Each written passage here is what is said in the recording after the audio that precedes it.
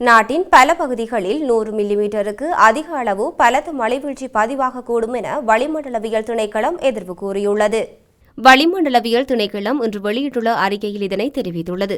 இலங்கைக்கு கிழக்காக விருத்தியடைந்த கீழ் வளிமண்டல தளம்பல் நிலை எதிர்வரும் மணித்தியாலங்களில் ஒரு குறைந்த அழுத்த பிரதேசமாக விருத்தியடையக்கூடிய சாத்தியம் காணப்படுகின்றது. இந்த தொகுதியின் தாக்கம் காரணமாக நாட்டின் பெரும்பாலான பிரதேசங்களில் மேகமூட்டமான வானம் காணப்படும் என எதிர்பார்க்கப்படுகின்றது.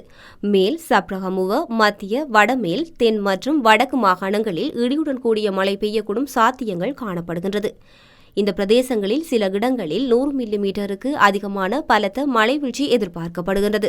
பிற்பகல் 1 மணிக்கு பின்னர் நாட்டின் பெரும்பாலான பகுதிகளில் இடியுடன் கூடிய மழை பெய்யக்கூடும் என அந்த திணைக்களம் குறிப்பிட்டுள்ளது.